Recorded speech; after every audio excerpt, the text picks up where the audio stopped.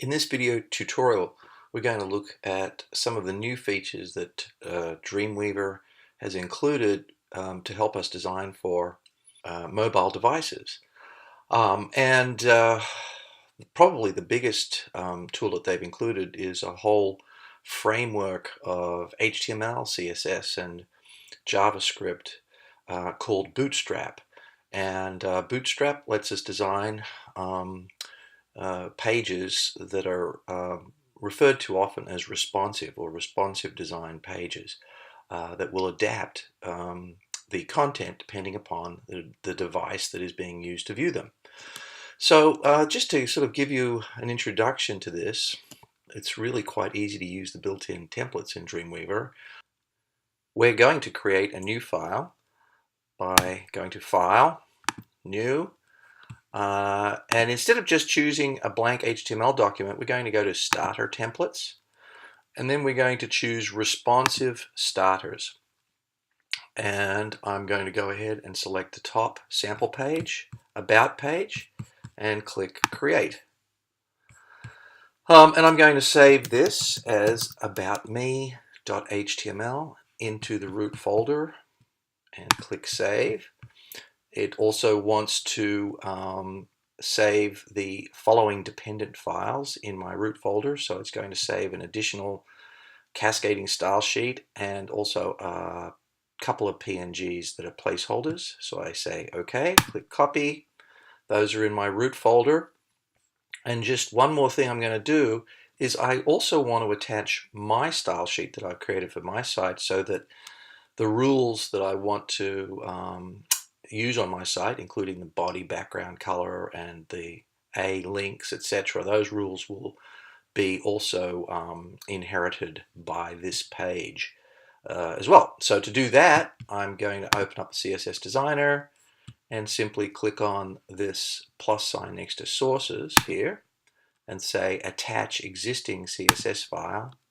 I'm going to browse for the desktop CSS, which is in my root folder here. Click on the desktop CSS, the one we've been using. Click Open, leave everything else the same. And I hope you saw it there, but the background color did change, so I know that the style sheet, my style sheet's been attached.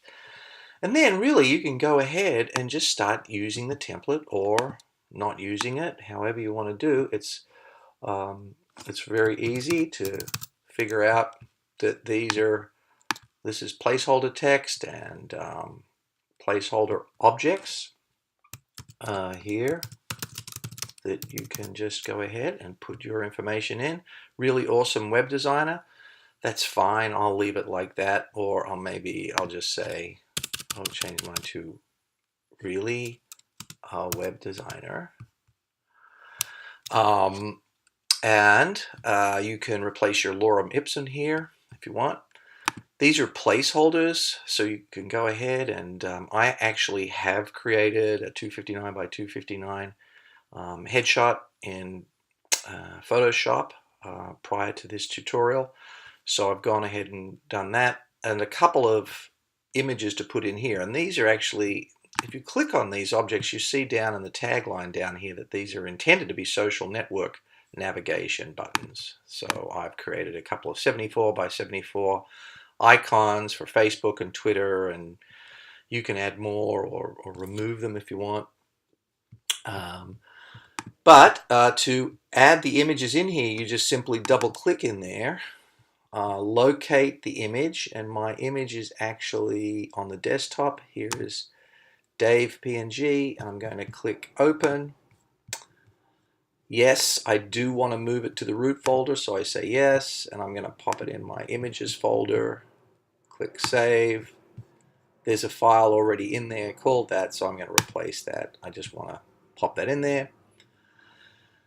And then the same with my images that I've created, 74 by 74 Facebook icon, which I actually got from Facebook, and just shrunk it down a little bit in Photoshop, so it's 74 by 74. So I double click on that, locate that icon on the desktop, Yes, and I'm going to copy it into the root folder also. I had one of those. And then I also have a Twitter icon here. So I'm going to open that up and move it to the root folder as well. And click save. And yes, it was already there as well. But now I can make these hot as well. If I just highlight this image, I can make the icon actually a link. And if I was really going to publish this for use, I would probably put my actual Facebook page here. But just for the moment, I'm just going to go facebook.com and the same for, and I'm going to hit return on that, and then the same for Twitter. I'm going to add a link to that as well.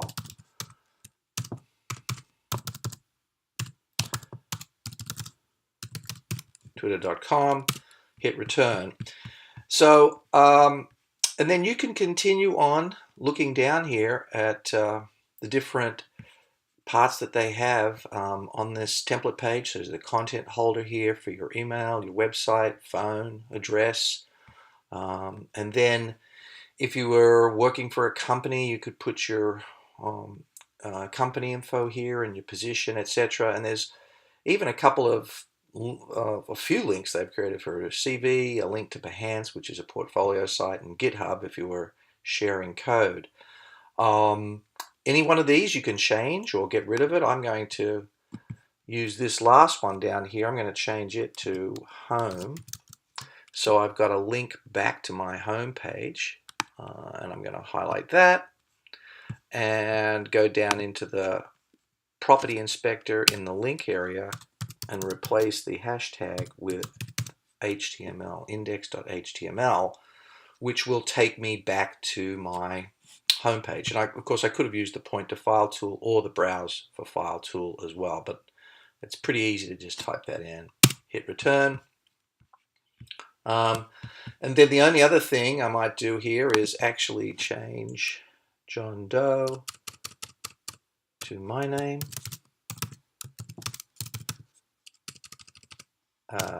And change the email me, or actually turn this into a hyperlink as well.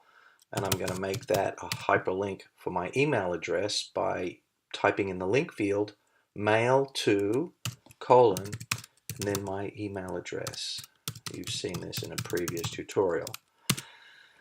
Hit return, and you'll notice that that link took on the rule that we have prescribed in our style sheet for our hyperlinks, the style that we wanted for that. I might change up the copyrights to all rights reserved. So I could keep going on this, but I've got enough here that we can preview it in the browser and see what this responsive design does. So if we go and preview it, and I'm going to preview it in Google Chrome, and I click save. So now you see how these icons appear like this. If I collapse the page so that I am simulating the way it would appear on a tablet. So this is the desktop view. If I collapse it, now you see it in tablet view.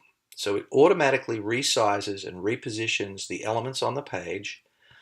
And then eventually, if you were viewing it on a smartphone, an iPhone or an Android phone or other type of smartphone, you would see it look like this. So it would rearrange the content to be viewable on your mobile device.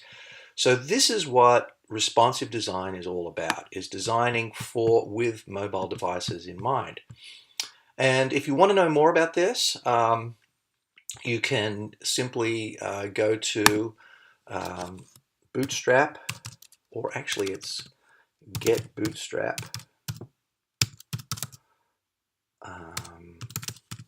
.com, I'm pretty sure, is the link to the site. So here it is. This is Bootstrap's site. You can see it's actually standalone open source here. It's got a nice page where you can look at how the designing works, view the project. There is a collection of examples that you can see different themes and how the different elements are used. So for web designers, this is really a must to be familiar with the advantages of responsive design and the tools that are out there for working with responsive design. Just the last thing I want to do is to toggle back to Dreamweaver and open up my index page. Now that I have an About Me page, I can actually create that link to that page rather than having the null link down here. So I can get rid of my hashtag, and I'm just going to use the browse for file. Click on that, and I'm going to choose the About Me.html page. Click Open, and I'm going to save that. I also need to change the link if I've got it somewhere else. So I open up the Files panel, and I'm going to look for the gallery.html page. So I'm going to open up the gallery page, make sure I fix the link there as well to About Me.html, or I could have used the browse for file. I think that looks good. So I've fixed all of my links now and saved them. If I preview in the browser, I'm going to go back to Google Chrome again. So here's my gallery. Click Home, takes me home. Click About Me, and it takes me to my About Me page. And if I click Home from the About Me page, it takes me back here. And so all my links are working. And my site is now ready to be designed a little bit more or uploaded if I want to get it up to the server.